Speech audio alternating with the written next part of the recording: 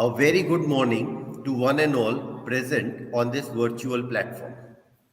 At GLS University's Faculty of Commerce, SMPIC, it has been our constant endeavor to nurture young minds and inculcate new thoughts and ideas. What better than making this millennial generation aware about the recent legal provisions, startup talks, and various topics related to their curriculum and more importantly, out of their curriculum. With this motto of molding minds and shaping careers, we have begun with a lecture series, Academics and Beyond, whereby we invite subject specific experts to talk to our students about the contemporary issues in various areas. With this thought in mind, we thought of including the most talked about term today given by the Honorable Prime Minister, Mr. Narendra Modi, Make in India and Startup India. Today, we have a very expert speaker to speak about that. And before I introduce the speaker of the day, let me invite our Dean, Dr. Marzun Jokhi sir, to share his views. Over to you, sir. Thank you, Bimal sir. Good morning, Mr. Bhaumik Shah, the expert speaker of the day, Dr. Bimal sir, Keur sir, and dear students. Rightly mentioned by Bimal sir that today we have an extremely important session for the startup talk. Now, see, startups are basically small companies, but they play a big role in the economic process. The only reason is, there are multiple reasons, but the prime reason, they create more jobs, which may result in more employment, and more employment means an improved economy. Not only that, we all think that startup contributes to the economic development by increasing, we can say, innovation and inducing competition. And new people come up with new ideas, much needed for the constant innovation and to generate competition. And to discuss about startup, we are fortunate to have with us Mr. Bhaumik Shah, the expert speaker. Mr. Bhaumik Shah has an experience of around 2 decades, and I am sure that it is going to be an extremely informative and enriching session. On behalf of Faculty of Commerce, I extend my sincere gratitude and thanks to Mr. Bhaumik Shah for accepting our invitation and sparing his time for sharing the experience. Thank you so much. And I also appreciate the efforts of Dr. Bimal sir for the overall and the wonderful coordination of today's session. Thank you so much. Bimal sir, please, you may take it further. Thank you very much, Jokhi sir. Now let me take this privilege to introduce Mr. Bhaumik Shah, the speaker for the day. As far as the educational qualifications of Mr. Bhaumik Shah goes, he has a Entrepreneurship Development Institute PGDBM from 2006 batch. He has done his Masters of Commerce from Gujarat University in 2004, and he has a long and varied work experience. I would start from 2004-2005 when he was at IMS Learning Resources. Then in 2007 to 2009, he was at Pune as Assistant Marketing Manager IMS. From 2009 to 2011, he has worked with Career Launcher India, Pune Marketing Manager. In 2011 and 12, with Seed Infotech Limited, Pune Business Unit Head. From 2012 to 2018, he has headed the Bath World Shriji Spatio Solutions Private Limited, Ahmedabad business owner. In 2018, Sarah Sanitary Ware, Ahmedabad as an assistant manager, and from 2000 and latest, he is with Jaguar Bath Fittings. And last and the most important line I would like to tell about Mr. Bhaumik Shah, that Bhaumik, I would rather call him Bhaumik, that he is the first batch SMP graduate. So the first batch SMP graduate, we started in 1999, and after 23 long years, we have someone sharing the same stage with us. So welcome, Bhaumik, and it's all yours, beta. You can take it forward. Thank you very much. Thank you so much. Thank you so much for the elaborated, introduction. Very good morning. Very good morning to all of you. A special thank you to Joki sir, who actually, in no time he offered me, and I was actually honored. After let me tell you, after 23, rightly Bimal sir had said, 23 years of journey with college, this is an absolute privilege and honor to share the same dais with the dignitaries like Bimal sir, KU sir, and Joki sir. We've got a lot of memories to share, but this is not the right platform. Probably we'll gather sometime and we'll do that. So I take this opportunity to, just add a little bit of line to what Bimal sir has introduced myself, though he has been always really supportive and kind enough to extend his support. But in entire introduction, I would just like to add one thing: is the passion for startup has always been there since my childhood, and in between, I also had a couple of chances to run my business, and then both of the time I'm proudly say that it was a failure for some or other reasons, and that actually, like you learn in life that the failure teaches you more than the success, and exactly that's the idea why I'm here today, and why what I'm going to share with you guys today. So so the agenda today is not to give you a lot of gyan.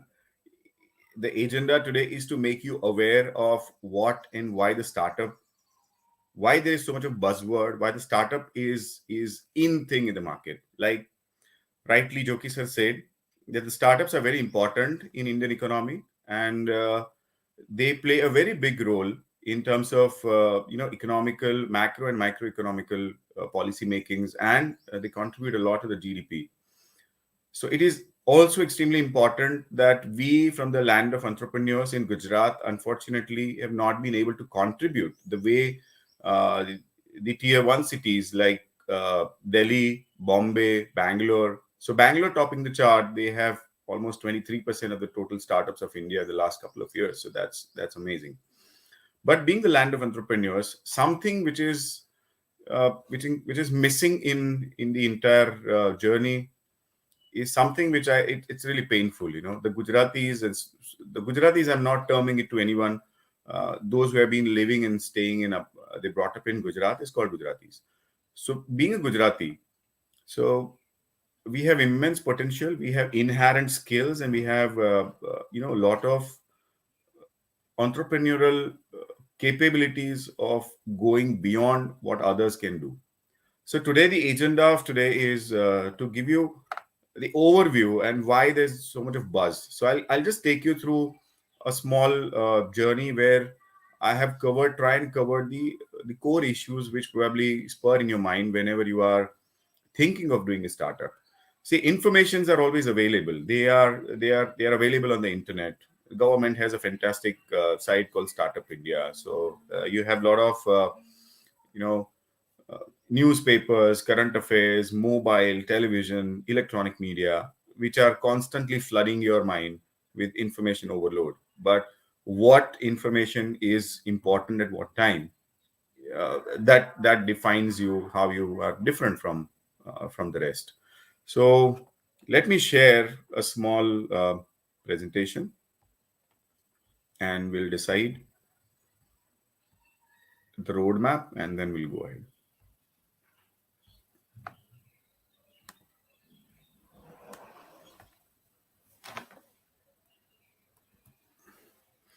Right. So I welcome you all. This is something which is really close to my heart, and I would love to. I get a lot of sparkles in my eyes when I talk about startups, especially your generation, the millennials. They are immensely potential.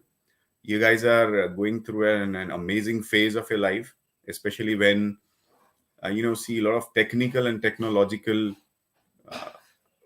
changes every day is happening. Every 6 months, you see a lot of new mobile phones, laptops, and gadgets, and IoTs of the world, and AIs of the world, augmented realities, and whatnot. I mean, in no time, you'll see flying cars. In no time, you'll see driverless cars running on the streets. The way the government is framing the policy, it is unstoppable. Trust me, and it is so amazing that only and only benefits can be derived out of the entire shift in a generation. So let's have a look. I'm sure all of you must have been following, those who are passionate about the startups, they must have been following a lot of news nowadays lately. So last year, with 35 billion of flowing into startups, total deal was 40% of the record USD 115 billion in 2021. I mean, that's amazing, right? So 115 billion money flooded the Indian stock market. So imagine the kind of potential you guys are sitting on, and it is going to go only up, and it's going to go twofold in the next coming 3 or 4 years. So you guys are sitting in the last year of your college, thinking about doing something. Just do it, right? So these are the new startup we have been hearing every day now and then. So we seek AI transformations. I'm sure you guys are aware of all this, terminologies. So Spinny acquired AI-powered car connectivity solutions, and you have ShareChat to buy the Amex Takarak for 700 million. So numbers are something which are like mesmerizing. They're amazing. So why there's a lot of buzz about startup, every now and then we hear it has become the talk of the town. It has become the discussion point between the friends that let's do something. Excuse me. So yes, so startup is in, but why? What is that made the startups are very lucrative for the millennial generation? So there are a lot of factors. If you go through the demographic transitions and economic transformations, government policies. So we'll talk about it. So basically, today's roadmap I have divided into 4 parts, and will not bore you, but we'll try to make it more interactive and interesting. That the company versus then the older companies versus now, so today's companies. The second part would be startup outlook of India. Third, analysis on successful startups. What are the strategies and how you have to look at it, and what are the important points while you are thinking of a startup. And the last but not the least, and very important, growth drivers of the startups. There, a little bit of Gyan is going to be there, but without Gyan, I think. So let's begin with the companies there versus now. And please feel free to post in your comments and questions if you have relevant questions along with the slides. So maybe, I'll be very happy to answer them. If you see, look at the Indian companies, those who are listed in the BSE stock exchange, the top-notch companies, and then their growth over a period of time. This is a timeline between 2000 and 2020. How many companies have grown so far? You know, me know, or we all know about them. So we had hardly earlier we have Wipros in IT spaces. We have Hindustan Liver in cosmetics and consumer FMCG. We call it FMCG market. Infi we have in IT space. RIL in a core company in the core business, and ITC again. Earlier they were into hotels and tobaccos, and now they are into mostly into FMCG as well. Now going forward 10-year, look at the market cap. The RIL was 36,000 CR. Now today, in 2010, RIL is 3 lakh 46,000. And in 2020, Reliance market cap is 13 lakh crore. I mean, wow, that's remarkable. The growth of the company in the last 20 years has been manifold. Similarly, in TCS, if you see, 2.28 lakh crores to 11 lakh. So I'm not expecting you to remember these numbers, but then, of course, the data you have to understand, it is going to give you a little lot of insight as to why. So when I talk about the companies, we have handful of companies, those who have been growing, or either the companies owned by the government entities, right? Like ONGCs and Coal Indias of those times. But so these so this is about the older time, the companies, and they took a lot of time. The policies were not in place. The companies were skeptical. The talent was not available. A lot of factors if we get into deeper, introspection. But that's not the point here. The point here is look at this now.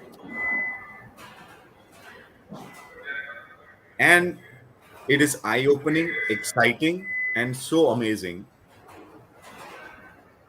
I'm sure you must have heard about the 197 communication, which is nothing but Paytm.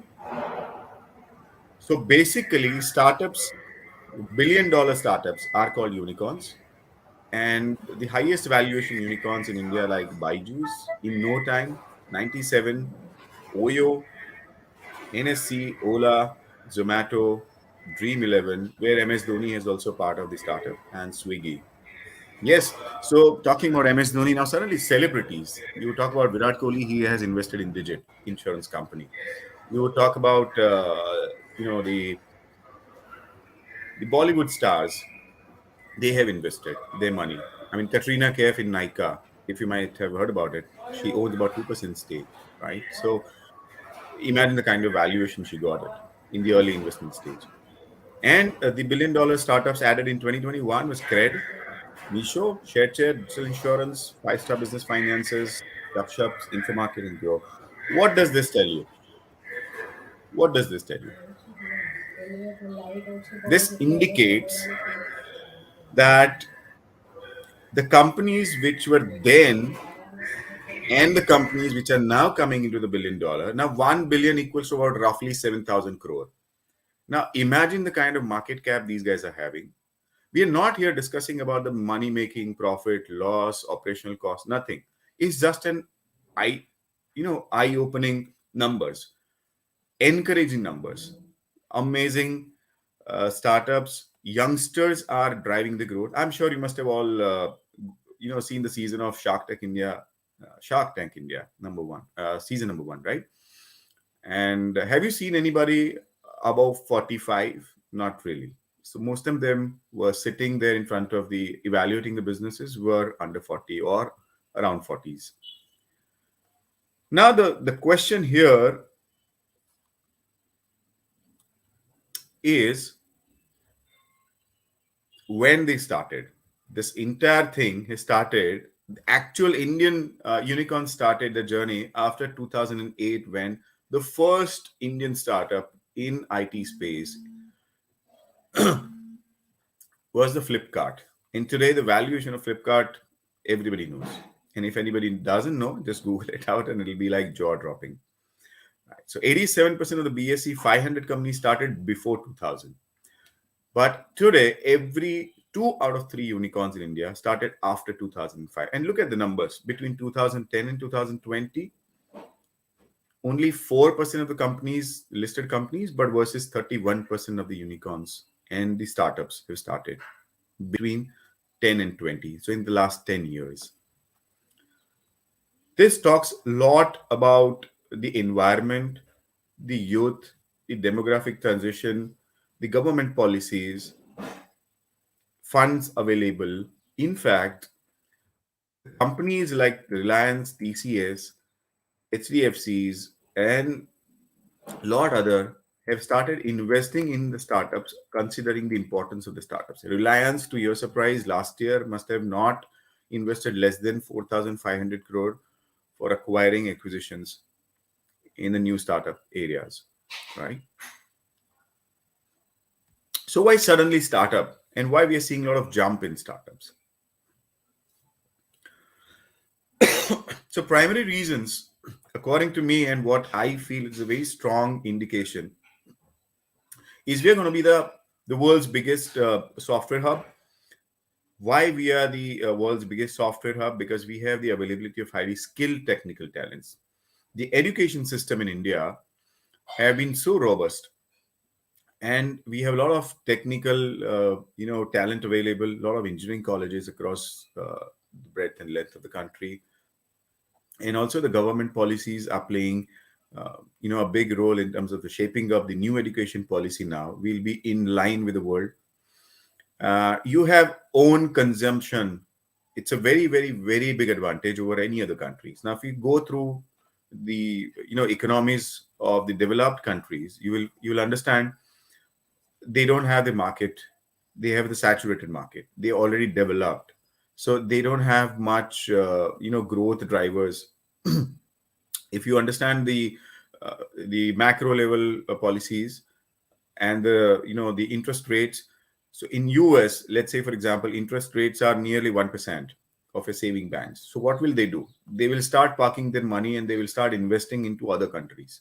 The moment they will start investing into other countries, they look out for handsome returns.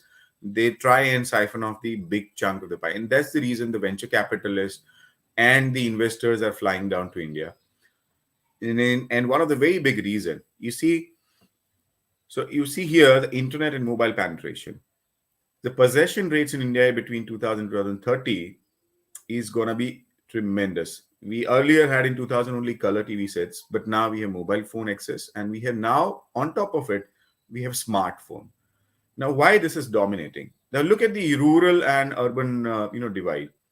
So you see 60% of male in urban are using mobile phones and 40% female versus 75% male in rural and 25% female. So still the female penetration is going to be there in the rural market. And to your surprise, the last 1 year during the pandemic, the rural is driving the economy. The rural market is driving the economy. That means the tech startup have made their inroads through the mobile penetration, through the internet penetration in the rural market. What does this information, what does this data tells you? There's nothing but immense opportunity in whatever you think of. There's a value chain. So you become a part of the solution, or you become the service provider and scaling up. So I'll just go through the a few terminologies. So before that, so availability of the large own market. So we have huge market, we have huge potential self consumption. So whatever we produce, we have the capacity of consuming by ourselves, and that's the reason why the countries in the western part or anywhere in the world are looking India as the second largest market after China. Now, in the last couple of years, though this is not that very important or dominant factor, but it is somewhere deep down the line due to our government's efforts and anti-China sentiments across the globe, we have seen a lot of traction in Indian manufacturing, Indian products, Indian materials, raw materials being exported to different part of the world, and that exports have been growing steadily and slowly. And government is also inviting the foreign companies to set up the manufacturing plant. And to result to that, if you guys are aware, the government has also invited the Taiwan, doing the partnership with the Taiwan for starting the semiconductor and chip manufacturing facility in India. Though it is very capital intensive, but you will see lot of traction is happening in that front as well. Now, the second thing, the global funding has gone up for Indian startups. So why Indian startups? Okay, so I'll just hold that point here and then I'll address it in the next slide. And then, like government's policy, the better government's policies, Atmanirbhar Bharat plays a very big role. Startup India campaign has ignited the passion for doing their own business. And the last but not the least, and very, very, very important, again, I would say, go back and analyze what have you seen here. Are you the solution provider for any startup? When you think, you conceive an idea, you have to understand that where you place yourself, what would be the scalability of the startup. So Reliance, core business, petroleum, every day we need that. ONGC, processing of petroleum. So it's an everyday requirement. Tata Consultancy Services. Tele is one of the biggest and the most successful software. Every day, every accountant is going to be using that. Now, today, you have a lot of other accounting softwares, Khata, Books, Zoho, and whatnot. But TCS with the first mover advantage. Infosys, again, the outsourcing giant, right? From 1982 onwards, they have been leader in outsourcing, right? Somehow they've lost the traction in between, and because of the leadership change, we're not getting into that. So try and understand that how and what space they are operating in. Look at the old earlier startups, HUL, consumer durable, ITC, again, consumer and cigarettes, everyday consumption. But look at here, the similarity is not in the product, but similarity is in the idea, in the thought process, and how fast they have been able to scale up. Imagine the digital payment. Modi ji has been promoting digital India, and suddenly Paytm came up with an idea that even the panwala and the the roadside vendor should be able to accept the digital payment, and that's how the Paytm came into existence, and rest is history. Look at Baiju, edutech startup. Have you ever thought of studying online or studying through app before 5 years or 7 years or 10 years? No, very few people must have, right? We used to order, I remember during my days of college, we used to order to Brain Vista in Chennai. We send demand drafts and then the books will come to us. And today, just click of a button, your subscription is active and you can start taking the classes immediately. You have Insta, you have YouTube, you have own channels and platforms and whatnot. Have you ever thought of somebody like Oyo will just swipe the dying B or C class hotels? No, they just revamp the idea. So the point here is, number one, are you being a part of the problem, and are you providing any solution? So yes, I have identified the problem, and now I'm providing the solution, which is practical, which is profitable, which is scalable, and that will only attract the investors. Zomato, delivery of the food. Why suddenly Zomato has grown so much?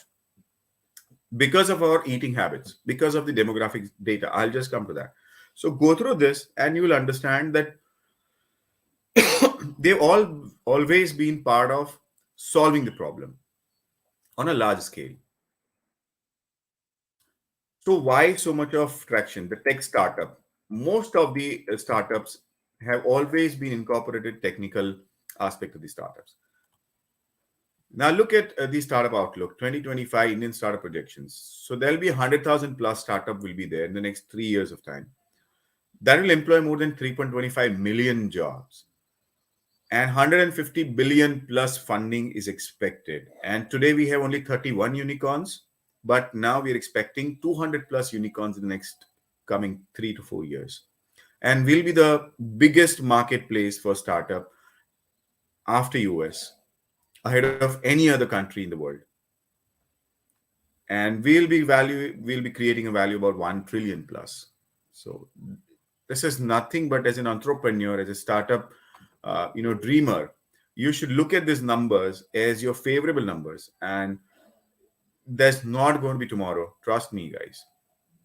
Right now, I'll just talk about the richest sector, the sector wise dominance, to give you an example, to give you an idea about what are the areas of startup where maximum startup have started in the last couple of years. So discretionary, which is non-essential services.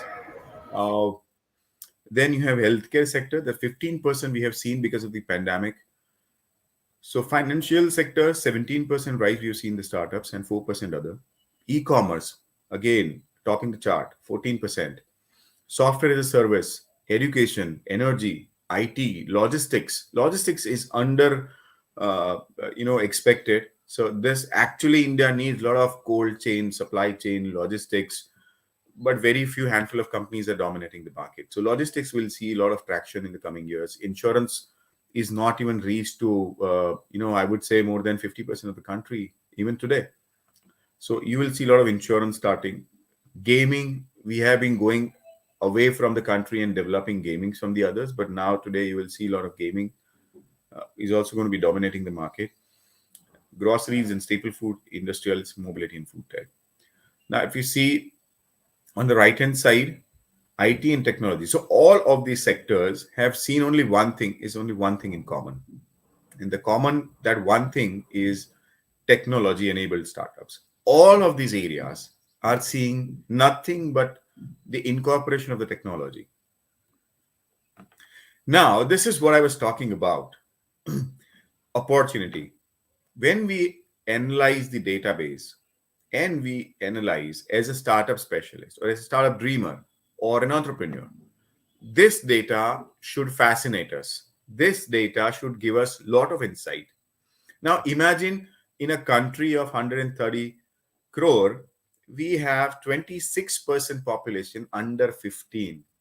Now, isn't that amazing that you think of something which is targeted to this audience, right? The first cry of the world, Mama Earth, Baby, Sebamed have just made their inroads to this particular area.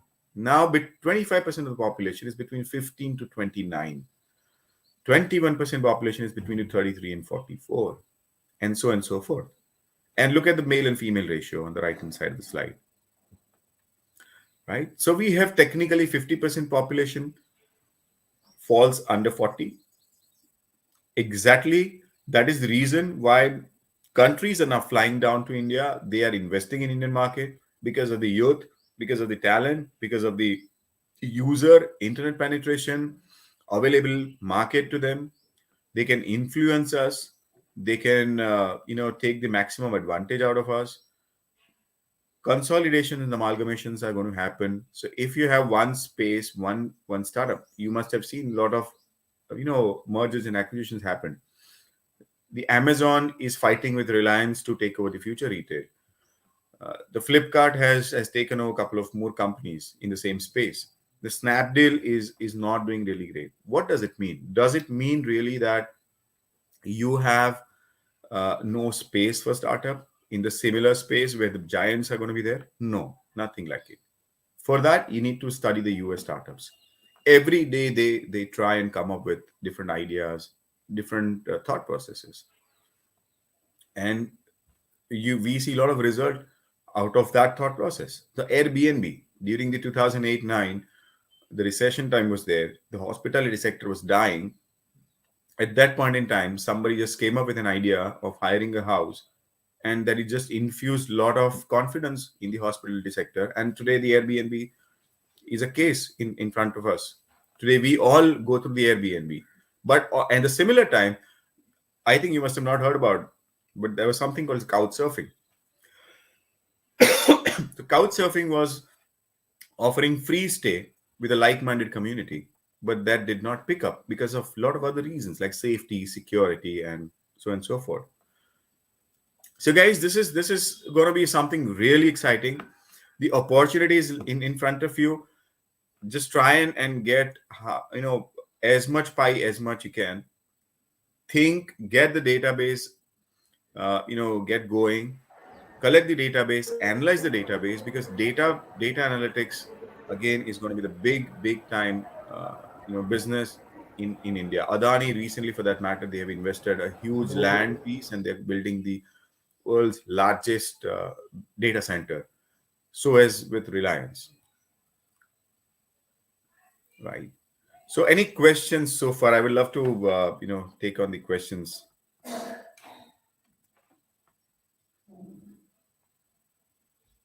Or shall I just proceed?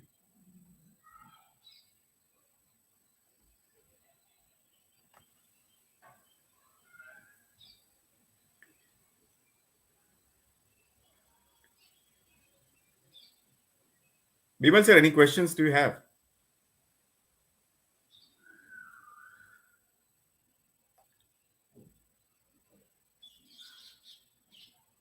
Sir, you're mute. Please Okay. unmute. See, we have not got any questions as yet, but then as soon as we get a question, beta, I'll just interrupt and I'll speak on or speak out the Sure. question. All right. Right? So, yeah. So, okay. So moving on to the third part of the presentation,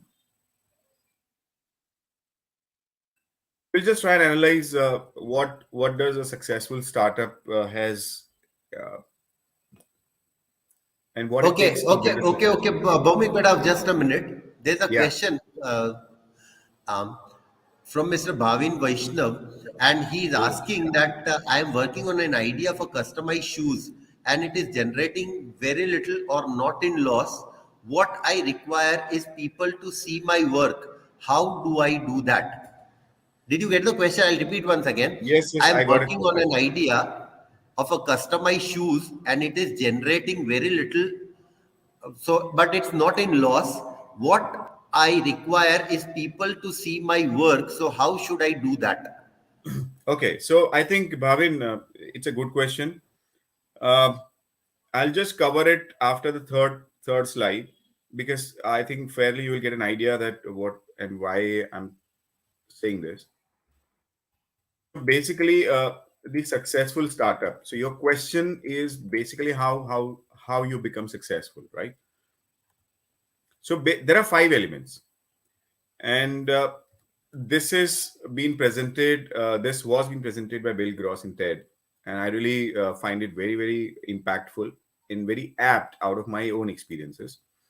So five essential elements that lead to success is ideas. So you already have, Bhavin. So I'll talk in your context and reference. So you just have to check whether you have right team, whether your business model is scalable or it is a niche market, and funding, and then timings. So of course you have the idea. I'm assuming that you have got a fantastic team with you. Your business model is in place, and funding I'm not touching upon right now because that's very lengthy and different topic altogether. And the timing is something which is very important for anything which you do in your life. Gone are the days where people says that we have to have the early stage advantage or we are the first mover advantage. You do have, but not in all the cases, because we have seen first mover failure also.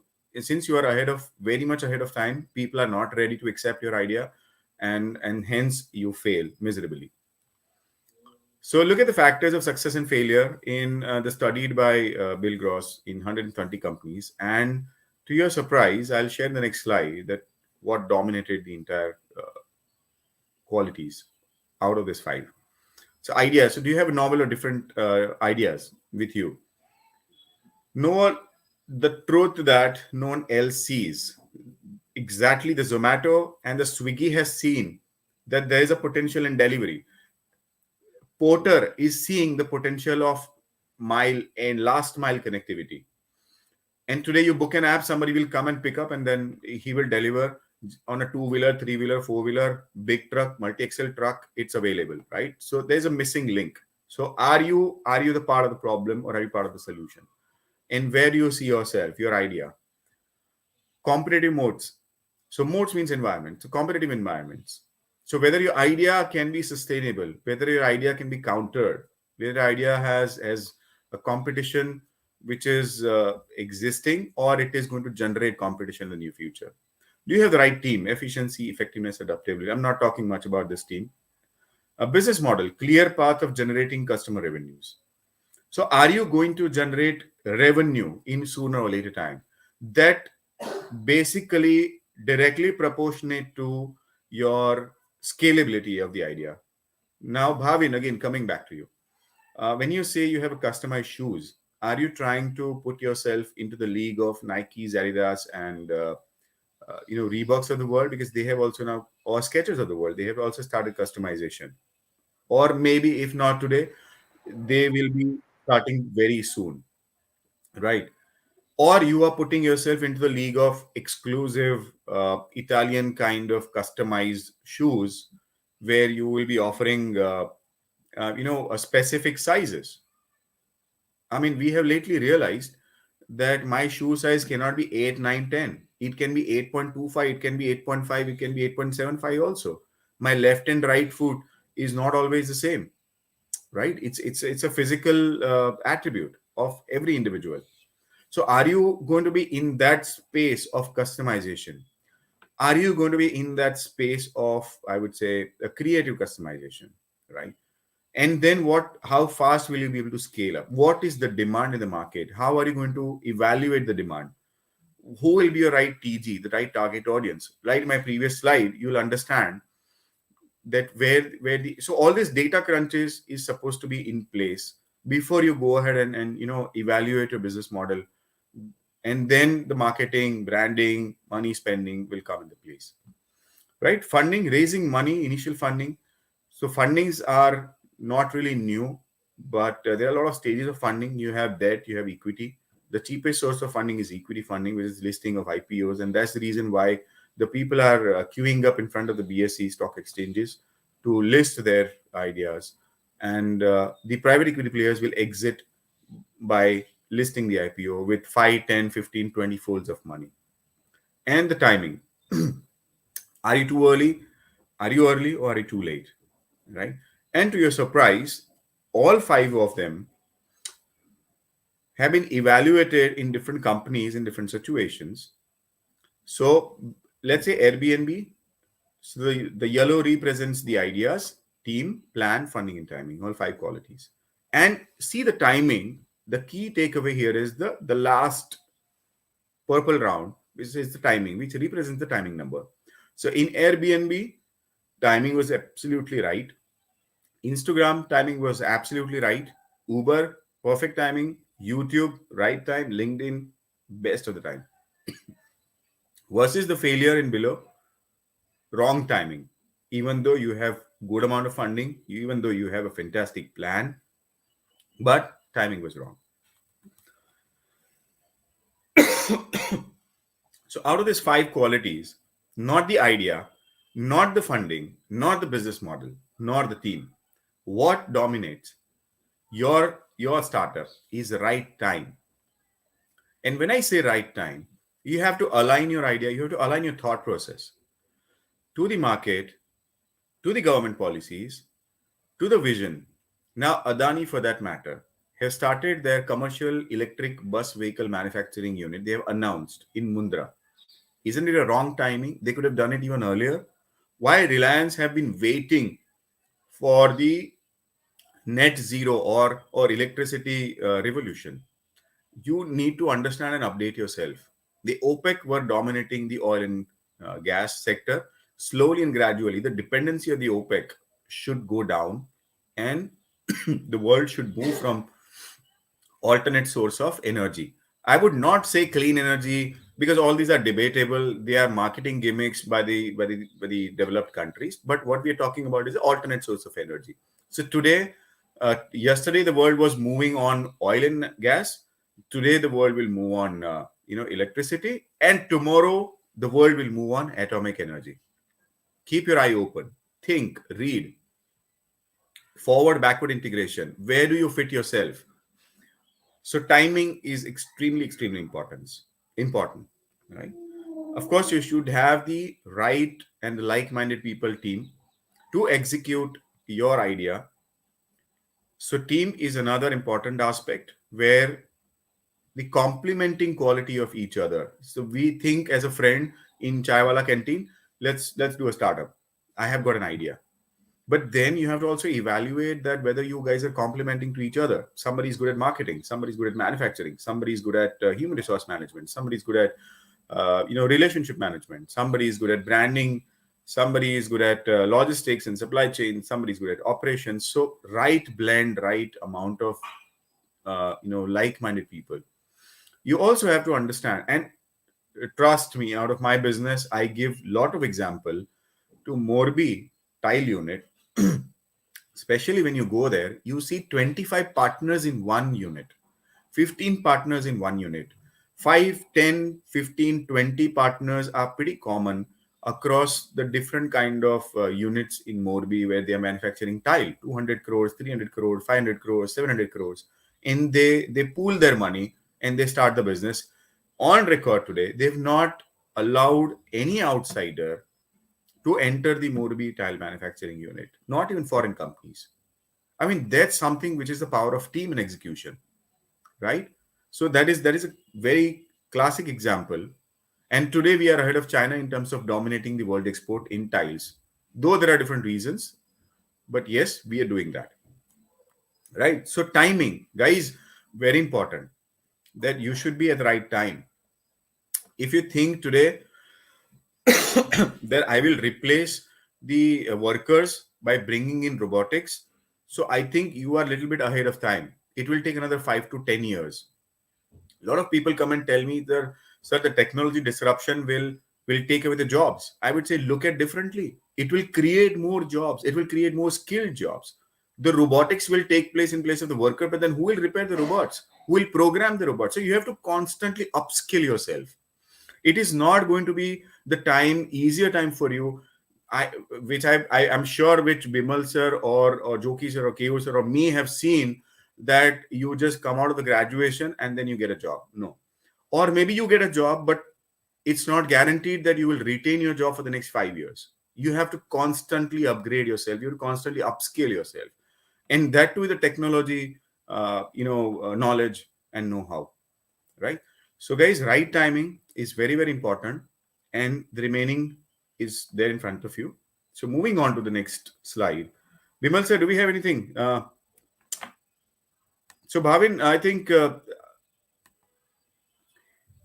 I think his question is answered, right. Bhaumik. You can move ahead because it's Right. it's actually getting very interesting. Okay. And I think the last, we are at the end of the, interesting topic. But yes, I'm going to talk a little bit about the theory part, much known part, but it is very essential in terms of understanding that what drives the growth of a startup. So I would call it a gyan, of course, it's a creator's gyan. So there are 7 drivers of the growth. Uh, when you think about starting up anything or any business, so basically, mota mota, these are like 7 drivers which drives the entire growth of the business. The first and the foremost thing, of course, the consumer. So you have to have an idea which should be consumer centric. You have to make them a focal point. You have to understand the customer's need and desire first. Whether do they need it exactly? That is my point when I talked about the timing. The timing will give you the insight about whether my customer need this or not. Let's say today I conceive an idea which says that mobile phone repairing at home or at a doorstep or at a office. I mean, does my consumer need that actually? Can I survive without mobile phone today? Yes, today I can. But what after 5 years, 10 years, 15 years down the line? When my mobile or internet or smartphone penetration will be to the ruralist part of the country, and people will be using their mobile for very important tasks, and they cannot live, they cannot imagine their life without a mobile phone. So am I too early? Or, am I going to be at the right time? That's what I mean by put customers' need first. Need is a very, very important word here. Do I need this? Did we need Swiggy and Zomato? Yes, we needed that because of the population, because of the youth who is driving the country, because of the habit, because of the nuclear family. We have started, understanding the importance of spending time and not into the unproductive. I would not call it an unproductive time, otherwise mom out there would kill me. But yes, the couple nuclear families have started realizing the fact that so-called weekends are very important, and we need to spend time, and the cooking is a waste of time, though I don't buy that. But yes, that's the sentiment, and that sentiments are driving the growth of Zomatos and Swiggies. So we have started eating lot out. We've got options, eateries are there. So need, identifying the need and the desire first, right? So, and then how are you going to achieve the competitive advantage? Also anticipate the customer's future need and deliver customers preferred experiences. What would be the future need? If I talk about the electric scooters, what will happen if suddenly my scooter, I realize that, we realize my mobile goes off the charging, the battery dies, battery drains. These are all technical gadgets, and it is bound to, go through a wear and tear over a period of time. So solar panel, for that matter, it reduces the efficiency 5, 10, 20% year on year. So at the end of 5 years, your solar efficiency goes down by 25, 30%. What does it indicate? Do you see any opportunity in there? When I say mobile scooter, electric scooter, do you see any opportunity? Yes, the charging station, quick charging station, battery replacement stations, doorstep delivery of the charged batteries. I mean, imagine one idea, one government policy is impacting a lot of startups, right? So, competitive advantage, anticipate customers' future need and deliver customers' preferred experiences to build loyalty and drive the long-term sustainable growth. So, how will your customer be loyal to you? Today's customer is absolutely disloyal. I mean, it's very hard fact, but yes, it is. They are driven by marketing campaigns, branding, and offers, lucrative offers, discounts. So we are loyal to price, we are loyal to money, we are not loyal to a brand to a certain extent. Till the time you don't mature yourself and you understand the importance of brand loyalty, right? and hence it is fueling the competitor. Constantly think about how to keep engaging and delighting your customer. So, customer engagement programs and delighting programs. Now, today, you see your phone number plays a very vital role. Today, I refuse to give my phone number whenever it is not necessary or required. I have started having two numbers. One is absolutely personal, which I don't share it with anyone. The other one is for the Aam Janta. Wherever I go, I just give my other number. All the kachra is being dumped on that. Similarly, I have two important mail account, where one mail account is for public and second mail account is for private. So again, see, there's an opportunity. Identity, creating an identity. Everywhere you go and they ask for Aadhaar card nowadays, but Aadhaar card is not supposed to be given. It is very risky. So I was thinking the other day that there is an identity crisis. Government does not have any single identity card which is integrated, uh, which reflects all the numbers. In US, you have a social security number, but even then, thinking beyond that, I don't need a social security number. I don't need an Aadhaar card number. I just need an identity proof which is acceptable by the government or anywhere in the private sector, which does not reveal my true Aadhaar card license and PAN card numbers, but which is attached to that. And then that becomes my first identity, because your identity, your data, your habits are being tracked every now and then. So, do you have something which can address the gap in the market, which can address the requirement of the market? So the kind of constant thinking evaluation will help you to understand whether you are addressing the consumer need, whether you are being a part of the problem, whether you are being a part of the solution, or whether you are being a part of the value chain. Where do you fit yourself? But technology is going to drive the entire decade, coming decade. People, we all know, right people at the right place plays a very big important role. Having said that, it is going to be extremely challenging for an entrepreneur to retain the talent, because the more number of competitors, the more talent pool, experienced talent pool will join the organization. The other organization will try to pull the same talent pool.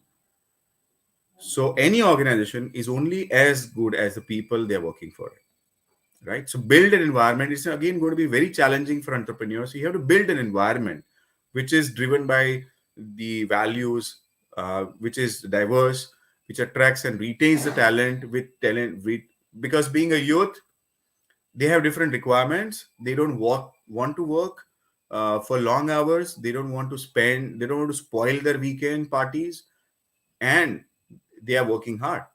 They're smarter worker than the previous generations. So how are you going to balance them?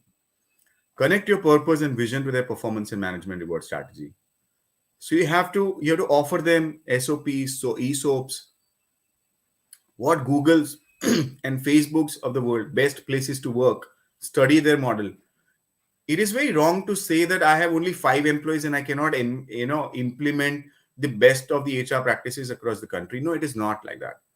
When I had my business for 5 good years, we were dominating in the market. We tried a lot of innovative things, and one of them was no timing of coming to office. Isn't that amazing? And especially female staff, you have to respect their contribution towards their family commitments and their duties, even though they are married or unmarried, doesn't matter. So when you don't have timings, you just have to clock in 8 hours. That's all. So you come at 2 and go at 10, fine. You come at 8 in the morning, of course not, but 9:30 we used to open. So you come at 9, 9:30 and you leave by 4, 5, it's fine. So something like that, which which makes your people, your organizational people stick to you. Now, Google has the least attrition rate in the world. I think probably they've not seen the attrition in the last 4, 5, 10 years. Why? So we all have to understand. Provide them a strong leadership positions. Create an inclusive environment where differences are valued. People can be innovative to drive the business forward. Invest in your employee. You have to be very, very focused in terms of upskilling also to your employees. Invest in their training and development, overall training and development. Technology, very my very close to my heart and very favorite, that the real growth driver in today's decade, in the coming decade, is going to be a technology transformation everywhere you see. Have you ever imagined yourself operating your light fan while sleeping on a couch before 10 years? Not really. And today, we're talking about IoT, Internet of Things.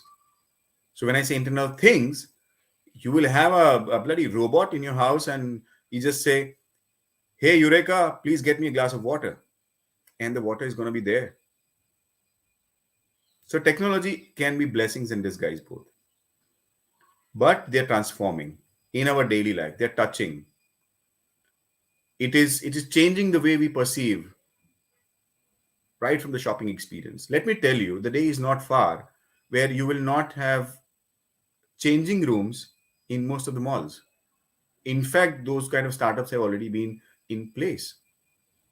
If you guys are on Insta, you must visit Yanko Design. So they come up with a lot of technical product innovations places.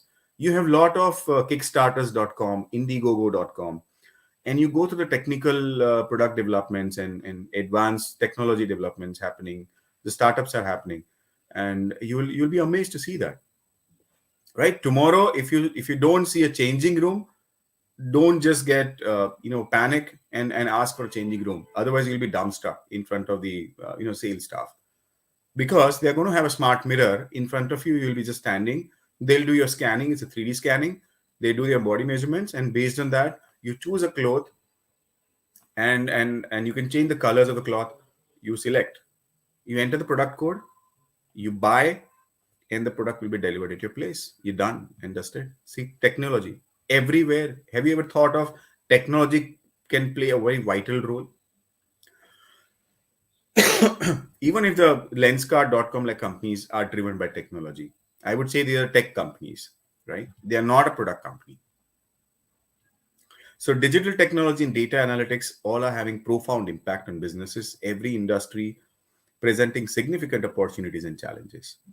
Organizations that are successfully harnessing the power of technology are using AI and RPA to enhance human potential, enabled increased focus on innovation, creativity, and strategic thinking. Is a powerful and competitive. Right. Operations. This is a little bit of a manufacturing point of view.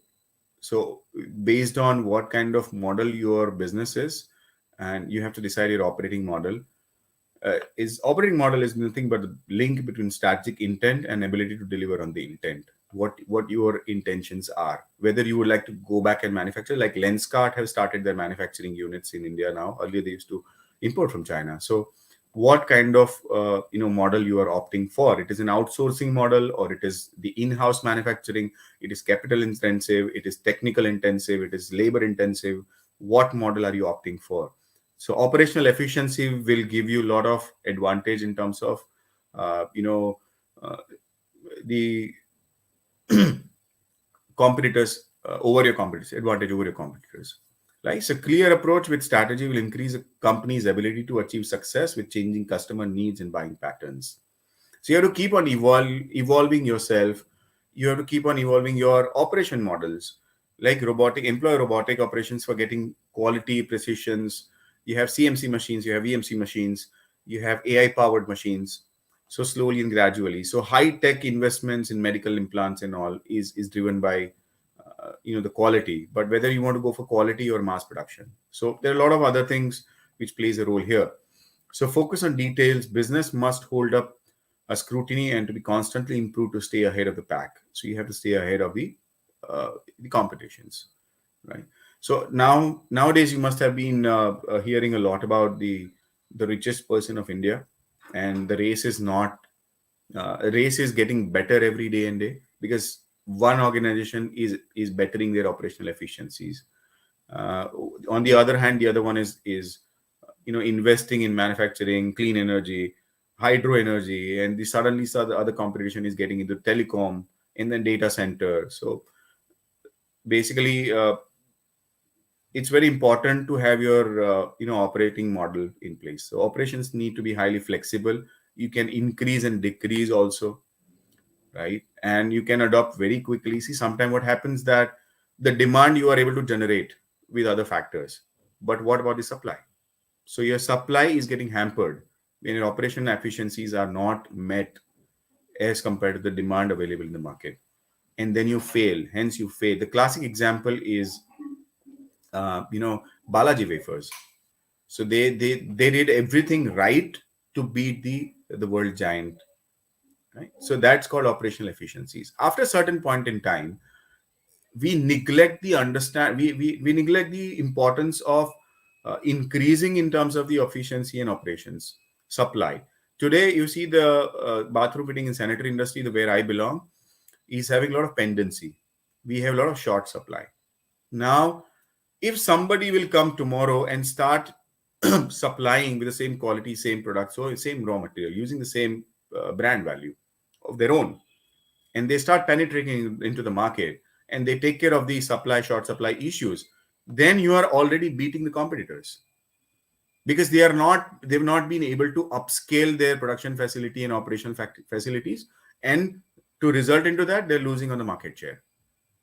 Today we see a lot of traction in Swiggy's and Zomatos. People are not coming to us. Our orders are being in the pipeline for one hour. See, the other day I had a bad experience. I ordered something from Burger King, and I personally had to go there and fight and pick up my order. Now that is operational inefficiency.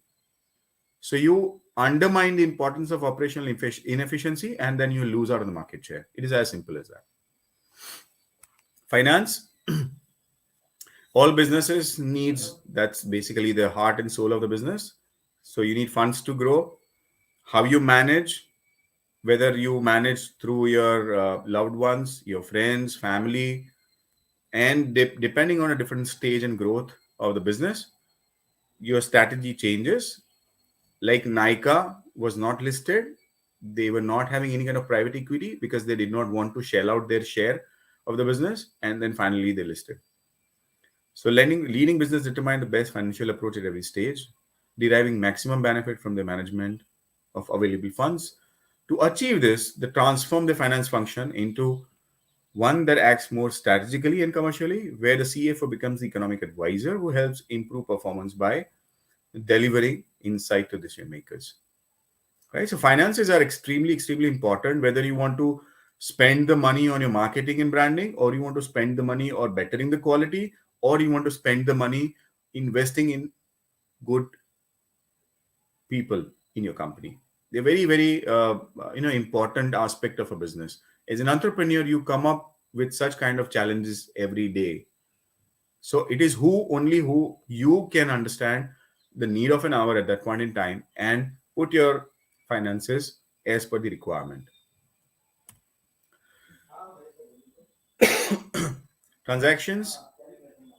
Transactions are nothing but organic growth, successful partnerships, amalgamations, joint ventures, acquisitions, mergers. So leading businesses are quick to grasp the value of transactions and alliances in today's dynamic market. You cannot afford to go solo only and only, because you need right people, right partner to fuel your growth.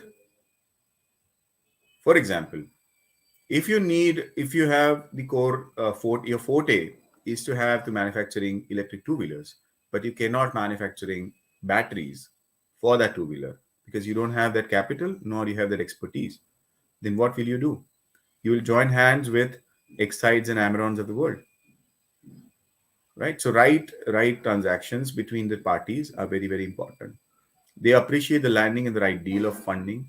Finding the right partner is not about luck. It's about your vision. It's about your association with the right strategic association with the right people. The right partners makes a rigorous effort to align their transactions and alliances to their overall growth strategy. Successfully seize the strategy. Now, Paytm needs partners. The partner could be Kirana shops. So earlier Paytm did was the big shops, then smaller shops, then the individuals. So basically different strategies, different partner, different alliances at a different level of your business is important, very important. And last but not the risk, like Harshad Mehta said, risk hai to ishq hai. So good risk management delivers reduces volatility within the business. Sometimes we go overboard and we risk a lot, and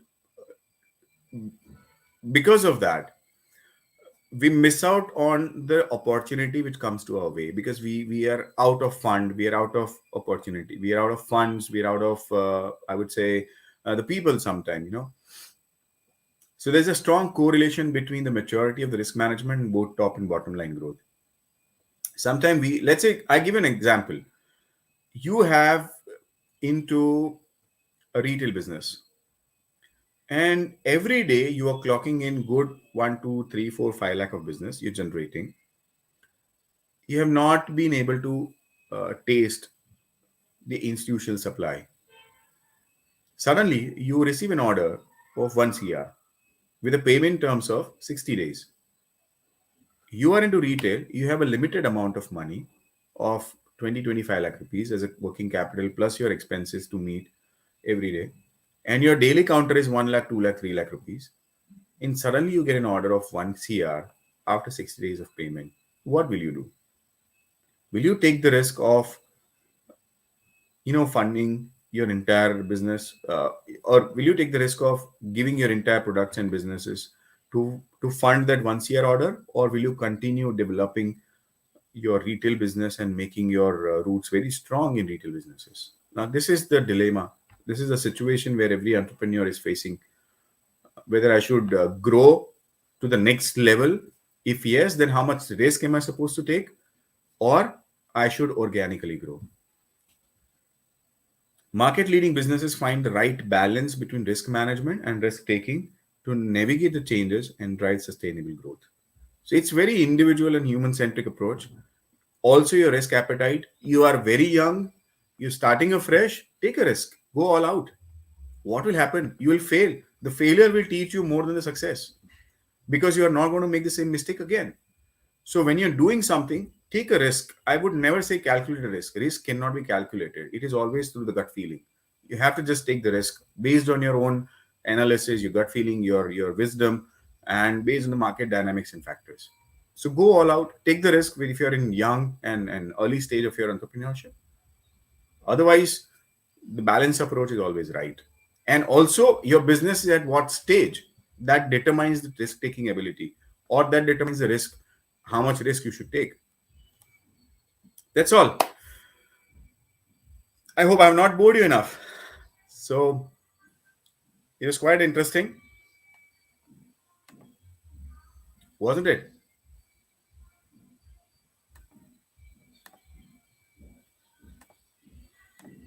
So that's all from my end.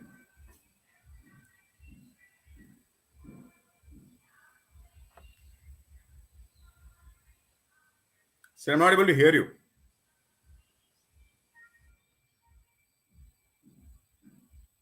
You're mute. Okay. Thank you very much.